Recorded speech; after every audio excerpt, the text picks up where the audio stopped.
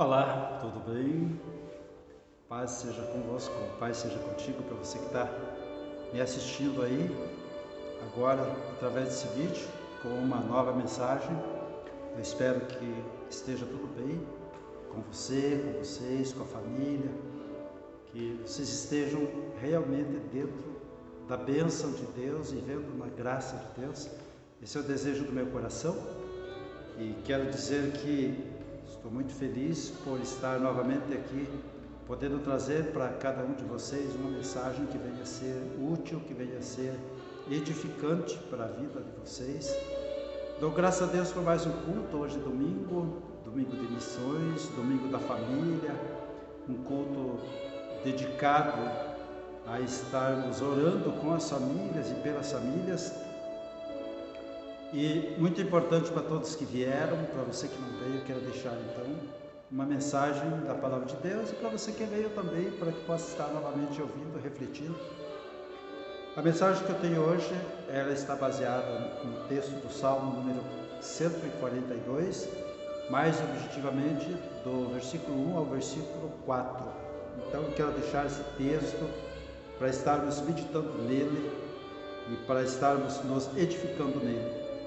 Diz assim: com a minha voz clamei ao Senhor, com a minha voz ao Senhor supliquei, derramei a minha queixa perante a sua face, expus-lhe a minha angústia. Quando o meu espírito estava angustiado em mim, então conheceste a minha vereda. No caminho em que eu andava, ocultaram um laço. Olhei para a minha direita e vi, mas não havia quem me conhecesse. Refúgio me faltou, ninguém cuidou da minha alma. Temos então esse texto no qual estaremos meditando. Que Deus nos abençoe e venha nos trazer a revelação da sua vontade para conosco. Como então diz o texto, o assunto poderia ser sobre carência de afeto, ou necessidade de afeto. Podemos dar esse título a essa mensagem de carência de afeto. Nós temos no culto de domingo a oração voltada para famílias, porque a gente entende que é muito importante a saúde da família, o bem-estar da família, dentro do contexto do bem-estar e da saúde também da igreja. Então nós abordamos o assunto hoje com relação às atitudes de pais no geral, pai e mãe, com relação à família que eles formam. E nós então abordamos o assunto da questão das pessoas, que hoje formaram suas famílias, mas baseados no contexto da formação a qual eles pertenceram, com relação aos seus pais, a maneira em que foram criados, a maneira em que foram ensinados, o tipo de relacionamento que tiveram com seus pais. Então muitas famílias na atualidade, muitos pais têm dificuldade também em transmitir para os seus filhos, um equilíbrio naquilo que seja o ensino familiar, o relacionamento familiar.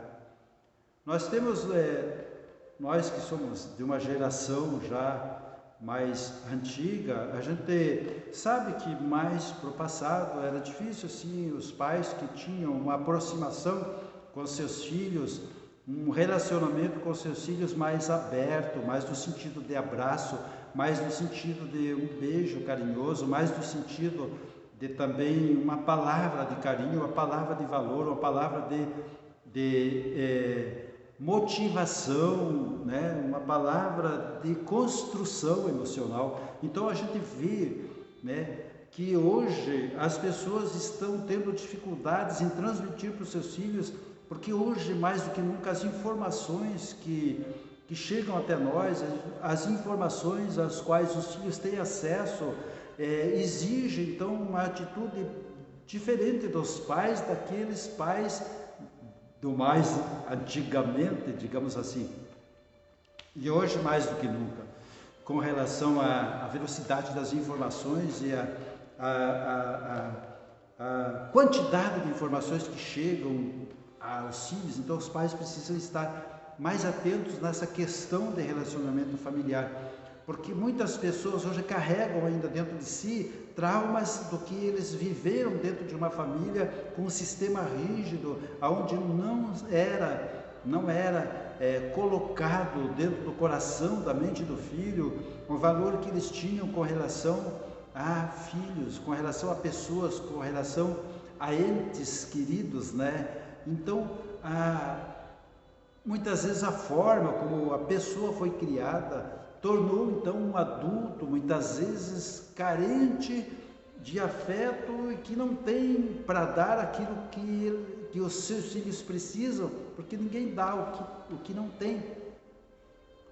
E quantas coisas na infância muitas vezes trouxeram para dentro de nós, para dentro da pessoa, trouxeram traumas e pensamentos e lembranças negativas, e isso afeta hoje, ainda afeta a vida adulta daqueles que foram criados dentro de um ambiente de carência afetiva, de carência de amor, de carência de gestos de amor dentro da família, ou até mesmo filhos que foram discriminados, filhos que foram criados de maneira diferente, com relação a valores, filhos que tiveram, explicitamente da parte dos pais, explicitamente exposto uma preferência, tipo, tinha um filho que era mais preferido que o outro, e essas coisas assim, e hoje as pessoas sofrem a consequência, né? Nós lemos aqui no Salmo, em que o salmista ele começa dizendo: com a minha voz clamei ao Senhor, com a minha voz ao Senhor supliquei, expondo então uma angústia, expondo então uma necessidade de se comunicar com Deus e pôr para fora aquilo que está dentro de si.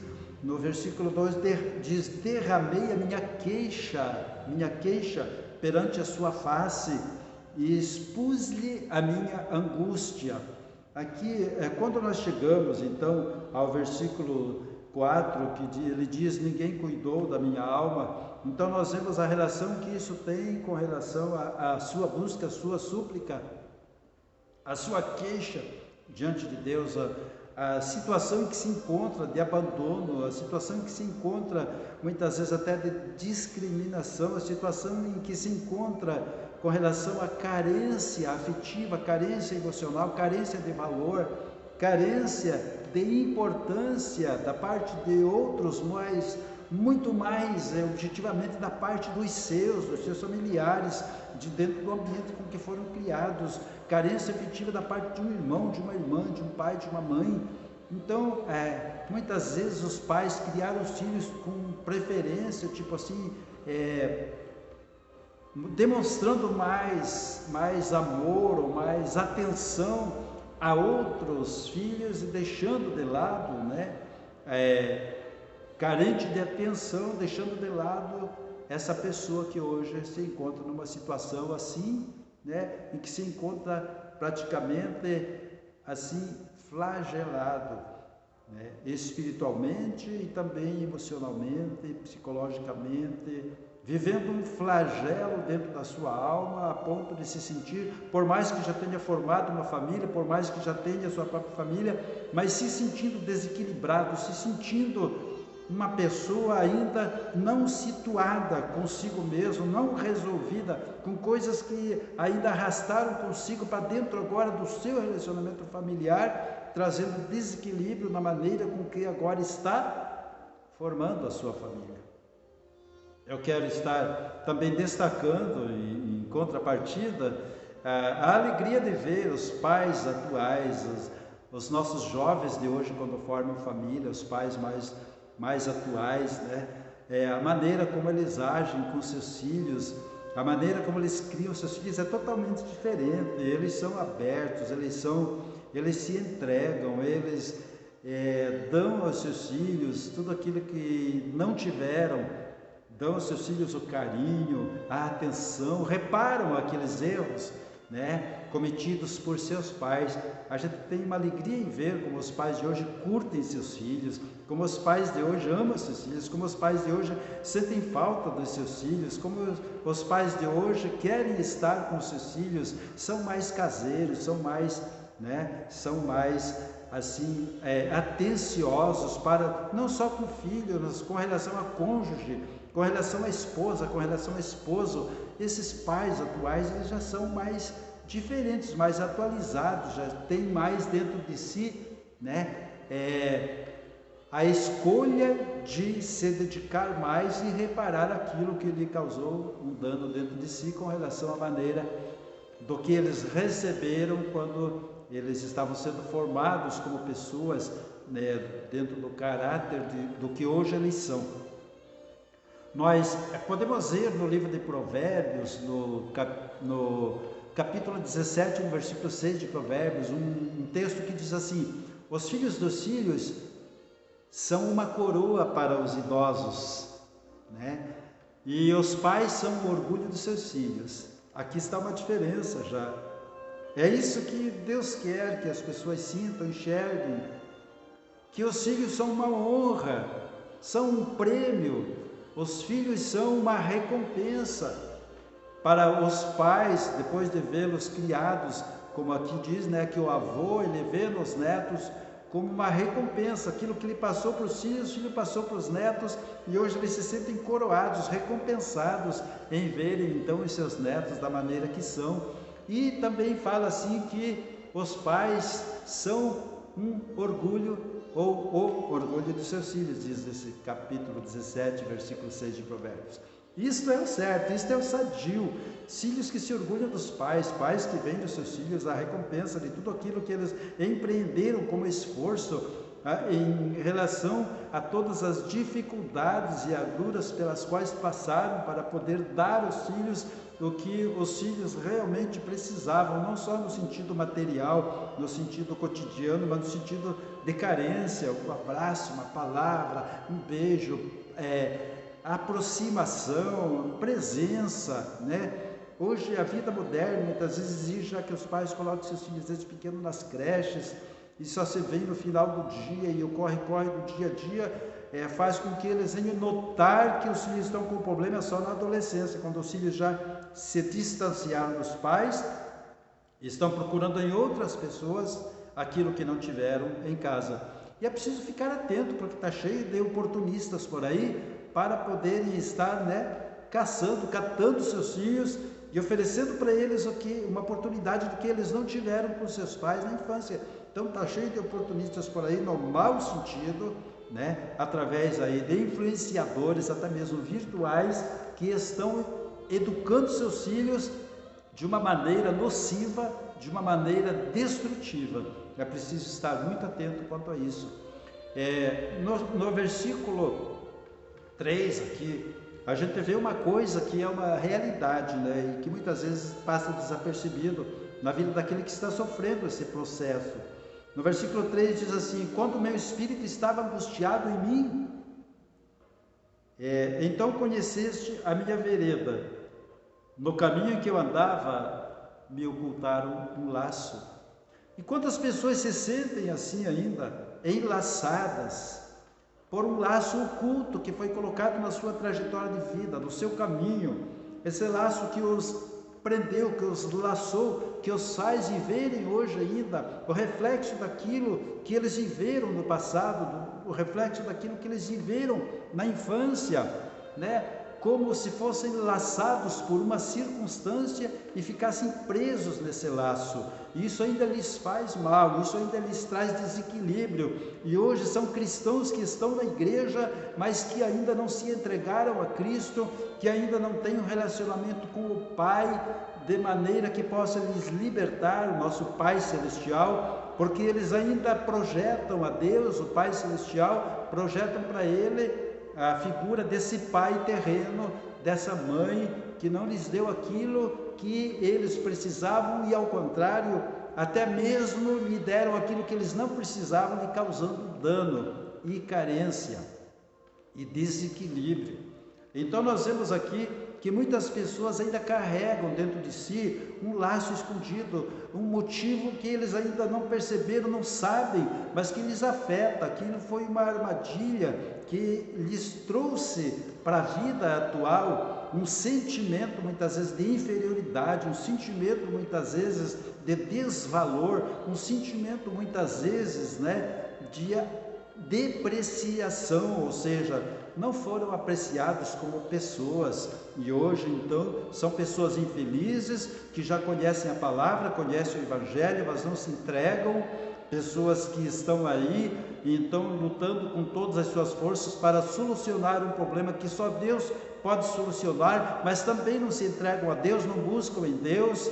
A solução já lhes foi apresentada, que é a palavra, o evangelho, as promessas, Jesus Cristo, mas eles ainda não se entregaram, e na igreja são essas mesmas pessoas que ainda vivem um desequilíbrio dentro de si e não conseguem nascer de novo, não conseguem crescer na graça, não conseguem crescer naquilo que Deus colocou como recompensa a sua busca ou como solução para a sua vida, para os seus problemas interiores. Então é uma tragédia, A gente vê na igreja pessoas que já têm tudo para estarem lá na frente, mas ainda estão lá atrás, ainda estão lá no passado, ainda não assumiram a sua posição de filhos e não assumiram a paternidade de Deus para si. Pessoas distantes, pessoas que não valorizam a igreja, não congregam, abandonam a fé, abandonam a igreja, vivem a vida socialmente, mas não vivem espiritualmente, e cada vez as coisas pioram mais. Ou então, quando a casa cai, como diz lá no capítulo 16 de Lucas, quando vem tudo abaixo, então eles não têm mais quem culpar, culpa a Deus. Mas eu aceitei Jesus, eu me batizei, e agora estou novamente derrotado. Mas é preciso então se libertar no seu interior, dessas carências, dessas acusações, Foi por causa do meu pai, do meu irmão, da minha irmã, da minha mãe, do meu tio, da minha tia, que hoje eu sou infeliz. Não, é preciso bloquear esse passado, é preciso ter um novo começo de vida. Jesus, conhecendo essas carências e conhecendo esses sintomas de falta de afetividade, ele diz lá no capítulo 11 de Mateus 28, ele diz: vinde a mim todos vós que estáis cansados e oprimidos, eu vos aliviarei. Jesus conhece então que o adulto chegou num ponto em que ele não consegue mais se encontrar, solucionar seus próprios problemas, e ele convida: venham a mim. O problema está aí, as pessoas não conseguem vir a Cristo, ou dizem que vêm, mas não vêm, se mantêm na defensiva, acham que as mudanças pelas quais elas precisam de passar vai estar lhe tirando então a rotina da sua vida, a qual elas até mesmo já se acostumaram, e se acostumaram também a estarem então como pessoas que têm carências e pessoas que querem muitas vezes até mesmo conservarem esse motivo para se queixar. É uma coisa complicada. Em João 13:34 também, Jesus, conhecendo essa carência humana, então para as pessoas que ouvem a sua palavra, ele diz o seguinte: um novo mandamento eu vos dou, que vos ameis uns aos outros como eu vos amei. Então aqui está um segredo também, agora que você conhece Jesus, agora que está na igreja, agora que conhece a palavra, pratique, ponha em prática, receba o amor e dê o amor que os outros também precisam, que estão à sua volta, estão precisando. Receba o amor também da parte dos outros que se encontraram com Cristo. Viva agora a vida dentro de uma nova família, dentro de um novo contexto, diferente daquilo que você acha que não teve quando criança ou na sua infância. Então agora Jesus quer corrigir esses traumas, quer corrigir esses problemas, mas você precisa fazer a sua parte, você precisa estar dentro do rebanho de Cristo, você precisa se tornar ovelha desse pastor celestial, você precisa se tornar irmão dos seus irmãos agora em Cristo Jesus, você precisa se aproximar, você precisa viver, se entregar, receber, você precisa fazer a sua parte. Quando Jesus disse que vocês se amem como eu amei vocês. Ele está dando um exemplo de como ele nos amou, para nós estarmos então repassando isso agora como um amor diferente, sentimentos diferentes que vão nos curar de tudo aquilo que nos traumatizou, que nos causou mal e que agora nos acompanha também na vida adulta. Eu tenho que correr um pouquinho por causa do tempo de vídeo, então eu quero estar já trazendo mais um versículo. No versículo 5, enfim, a gente vê aqui que a pessoa ela toma um novo posicionamento. Ele diz assim: a ti, ó Senhor, clamei, eu disse, tu és o meu refúgio e a minha porção na terra dos viventes. Nós vemos agora então um novo posicionamento. Agora essa pessoa enxergou que tem uma solução para si. Deus é a sua solução. Deus é a pessoa da qual ela precisa. No Salmo 27:10 diz assim: porque quando meu pai e minha mãe me desampararem, o Senhor me acolherá, ou me recolherá, né? Então aqui agora um novo posicionamento. Deus é a minha solução, Deus é o meu pai, Deus é tudo aquilo que eu precisei e não tive, Deus é tudo que eu preciso, Deus é a minha herança, Deus é a minha porção, Deus é aquilo que eu preciso receber como herança, como porção nessa vida, como porção nessa terra. Diz no versículo 5, né? Ele diz assim: tu és a minha porção, né? Tu és a minha porção na terra dos viventes. Já uma nova visão a respeito da solução para as carências afetivas. No versículo 4 ele clamou, ninguém cuidou da minha alma, mas no versículo 5 ele já está enxergando que tem alguém que pode cuidar da sua alma agora, tem alguém que pode solucionar seus problemas de carências agora, né? Essa pessoa é Deus, nosso Pai. Tem um outro versículo em 1 Pedro, no capítulo 2 de Pedro, no versículo 2, onde ele diz que nós agora que conhecemos Jesus, que começamos uma nova vida em Cristo, que viemos para a igreja, que estamos começando a nossa vida de fé, nós nos tornamos como crianças. E ele diz: desejai afetuosamente, como crianças, como meninos novamente nascidos, o leite racional, não falsificado, para que por ele vá descrescendo. Mas como é que você vai receber esse leite racional, esse ensino da palavra, esse pão para a sua alma, se você não congrega, se você não vem, se você não se entrega, se você não participa?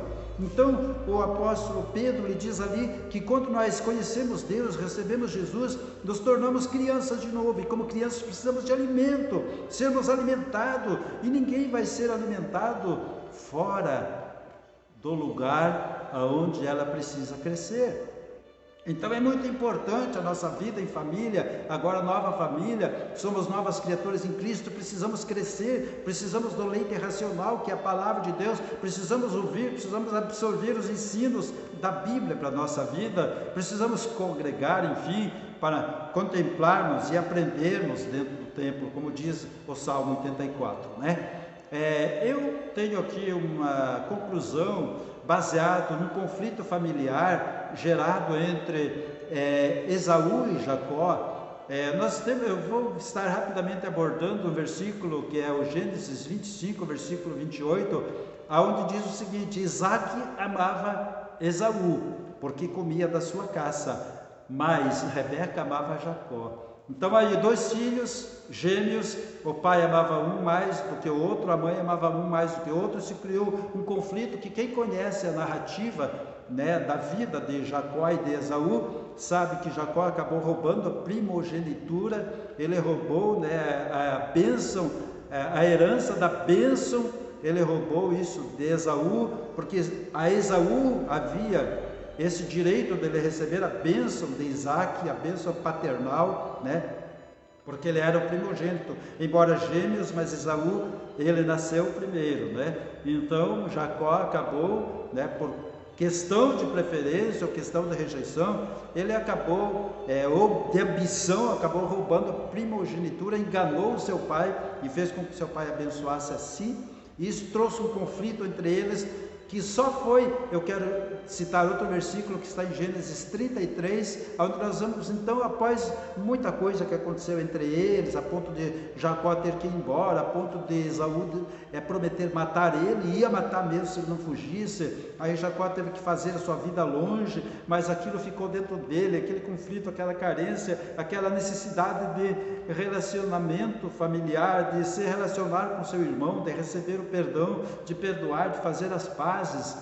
E no capítulo 33, no versículo 4, para encerrar aqui, diz assim: mas Esaú correu ao encontro de Jacó e abraçou-se ao seu pescoço e o beijou, e eles choraram. Então ali nós vemos a cura, um encontro, um reencontro, uma solução, as pazes, enfim, o perdão acontecendo e o fim de um conflito, o fim de uma carência.